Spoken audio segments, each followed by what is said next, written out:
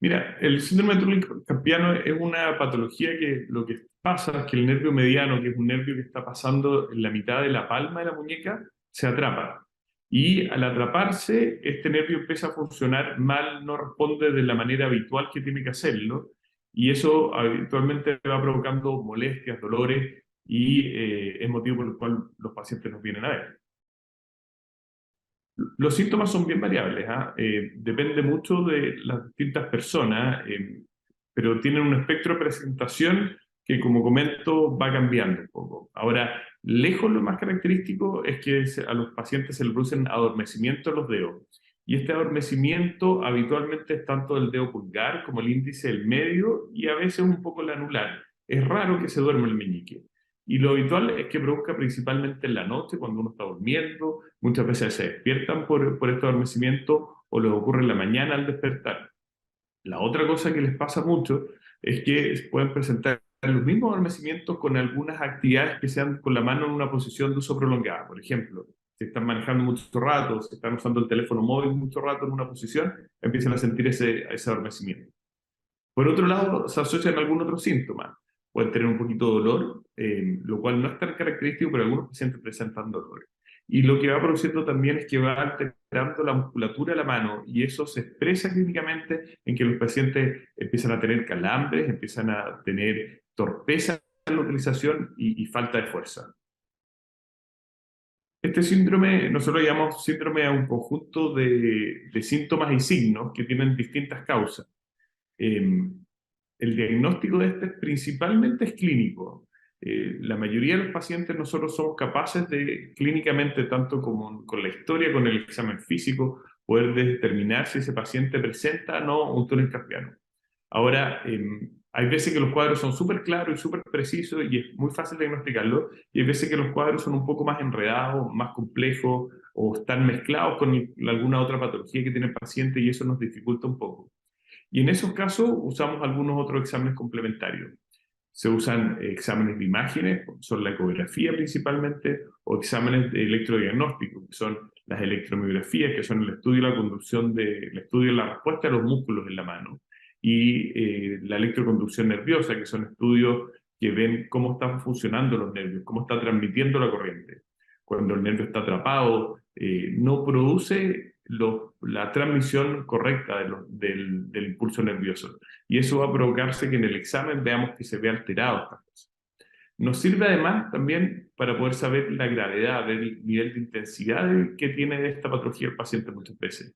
Y lo otro es que hay veces que algunos de estos exámenes se los pedimos en algunos pacientes que sospechamos que su causa puede ser alguna otra cosa. No un síndrome de túnel carpiano como característico, la mayoría de las veces no tienen causa, pero hay veces que hay alguna otra cosa que lo están provocando. Mira, el tratamiento va a depender mucho de la severidad del que tenga los síntomas el paciente. Esto es un espectro de presentación. No es un blanco y negro, no es que el paciente tenga o no tenga la enfermedad, sino que al tener la enfermedad tiene distintos niveles de enfermedad. Y en ese sentido hay pacientes que las molestias son muy menores, que tienen síndrome de atrapamiento más bien leve y que estos pueden ser más bien esporádicos, en los cuales hacemos un tratamiento que es principalmente médico. Y en ese tratamiento médico puede ser con algunos medicamentos, con algunos uso de algunas órtesis, y la mayoría de esos pacientes andan súper bien.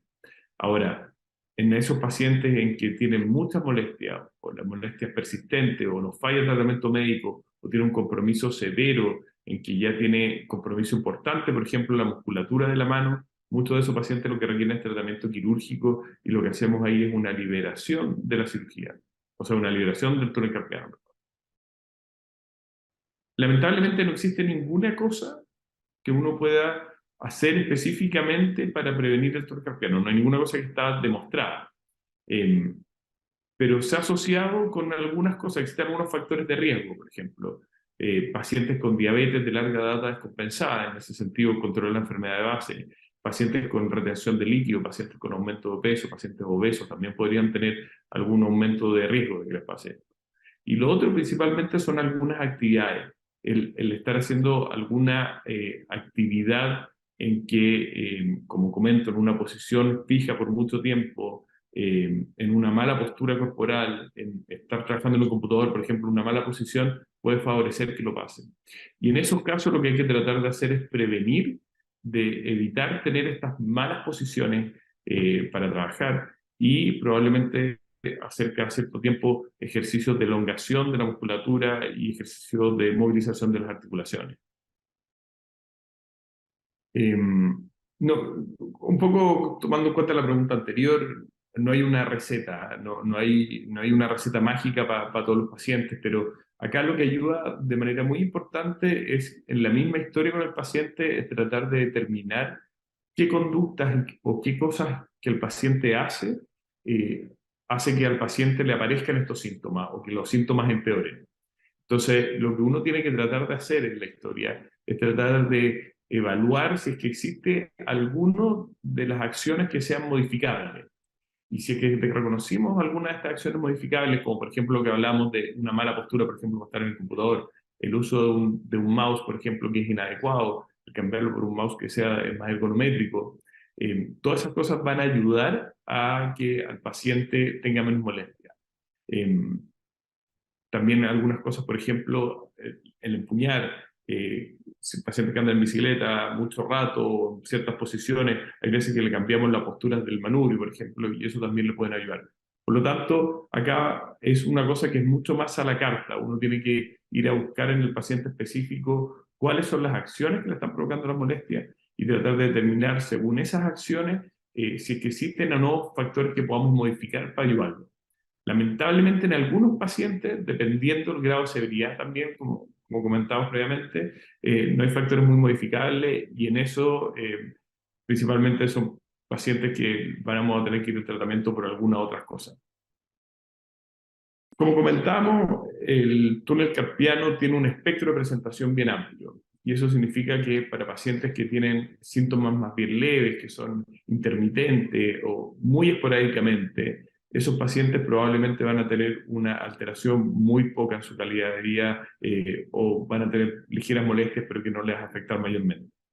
El problema son con los pacientes que ya tienen túneles carpianos que son más severos y en esos pacientes habitualmente tienen molestias que son muy constantes, tienen molestias que además no solo tienen el compromiso sensitivo con este adormecimiento, este hormigueo que se le produce en los dedos, sino que como se compromete también las fibras motoras, los pacientes empiezan a tener disminución de fuerza, calambre, y esto va provocando finalmente alteraciones en su actividad de vida, en las cosas habituales que hacen. Van perdiendo la sensibilidad de los puntos de los dedos y eso evita que hacer manipulación de objetos pequeños lo puedan hacer. Van perdiendo fuerza y eso evita o disminuye la capacidad que tienen para resolver muchas cosas que hacemos habitualmente en el día a día con las manos.